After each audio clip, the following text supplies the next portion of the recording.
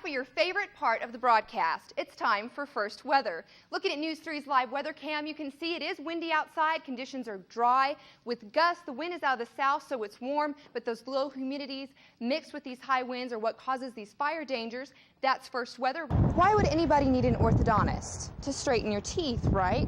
Well, that's not the only reason. Amy, it seems spring and winter have been fighting each other as we go back and forth between cool weather and warm days like it is now. As you can see, it is beautiful looking at News 3's live weather cam. And get ready, sports fans. Jacob Leyva has everything from the punt to the puck in First Sports. Jacob? In other news tonight, you might want to think twice before you throw away that old credit card. It could be used to steal your identity. News 3's Nancy Barunda spoke with some local folks about this problem. She is live in downtown Portales with tips on how to prevent identity theft. Nancy? Did your mother ever tell you not to pop your knuckles because it may cause arthritis? There's no scientific evidence that proves that. However, arthritis is the leading cause of disability in the United States. Dr. Jeshri Sinha, a local rheumatologist, explains how she came to this profession. That's in tonight's Medical Minute. And if you like to run red lights in Albuquerque, you are in luck. The Albuquerque City Council voted Monday to reduce fines associated with the red light camera program. Albuquerque Mayor Martin Chavez supports the measure to reduce the fines. The cameras catch red light runners and speeding motorists at 20 intersections in the city. The cameras have generated more than $10 million between July 2005 and July 2007. An internal audit found the cameras have given the city nearly $6 million surplus. According to CNN News, a recent study from Harris Interactive shows that over 60% of Americans see firefighters as having the most prestigious job in the nation. Firefighters are born, not made. That's according to the New Mexico State Fire Marshal John Standifer. Here in Socorro, New Mexico, the New Mexico State Fire Academy is spread out over 152 acres, and here's where the best in the state train. The New Mexico Firefighters Training Academy is a state-of-the-art facility where 2,500 to 3,000 firefighters train each year. The majority of students are members of fire departments in the state. Seen here are Roswell and Santa Fe firefighters. However, many come from other states, the Indian nations, the private sector, and the Barberos come from Mexico. By having the facility here, though, in a central area of the state, we're able to simulate fires and emergencies that would be very difficult to do at the local level. We're the only place in the state of New Mexico in which the FAA fires can be conducted. Courses at the Academy are designed to meet standards created by the National Fire Protection Association.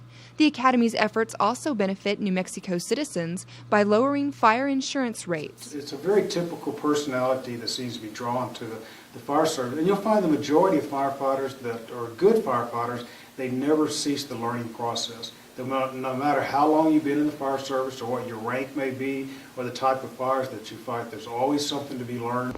So what are the rewards of being a firefighter? Honorable occupation. You're out there helping the public. If you want to get rich, you don't want to be a fireman, of course. But just being able to go out and help the public, it's all the benefits, the camaraderie you have with the other firefighters. It's just a huge family. One of the main benefits is you get to come to work. You're with a great bunch of guys, best friends in the world. And you do a job you love fighting fire, love going out, helping out the public, meeting new people every day. It's the best job in the world. Work 48 hours off 4 days. Before I got in the fire department, I would have thought it was scary. But we train for it every day, and going out there, it's just doing our job. Do you have a sense of toughness? I mean, that you do what you do? No, I have a sense of confidence, and I think that's important for our job. You need to be confident while doing this job because it shows. And people, you want to inspire confidence in people when you show up on their scene, their emergency, and make sure that they're at ease, that you know what you're doing. Biopsies like this one are an example of early detection and removal of possible skin cancers. Early detection is the best defense against all forms of skin cancer, including melanoma, carcinoma, basal cell, and squamous cell types. A monthly self-exam could save your life. So who's at risk? Blue eyes, blonde hair, fair skin, Northern European descent. That puts me at risk. High risk. I'll tell you why. I've had many skin cancers. I've lost half of my bottom lip to squamous cell carcinoma, several pieces of my nose to basal cells, forehead. So I'm the perfect example of a very bad skin type for sun. Now we know skin cancer is a cumulative disease that can be prevented, but what causes it? Most skin cancers are caused by the sun, and we live in such a sunny climate, and we know that fair-complected individuals are going to be at high risk. Skin cancer is thought to be an old person's disease, but thanks to the obsession with tanning, younger people are developing this deadly disease.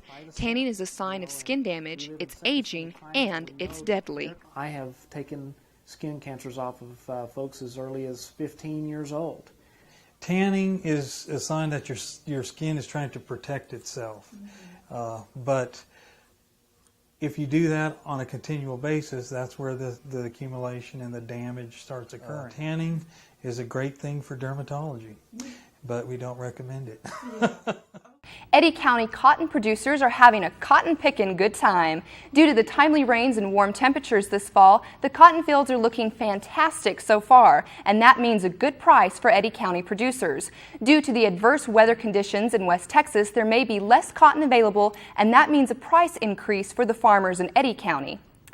Thanks, John. And with the state of California in need, Governor Bill Richardson is spending more than 36 New Mexico firefighters to help with the wildfires. Firefighters from all over New Mexico will be gone for 14 days. Richardson is also donating $10,000 from his presidential campaign fund to the Red Cross to victims of the fires. The fires have already burned nearly 460,000 acres.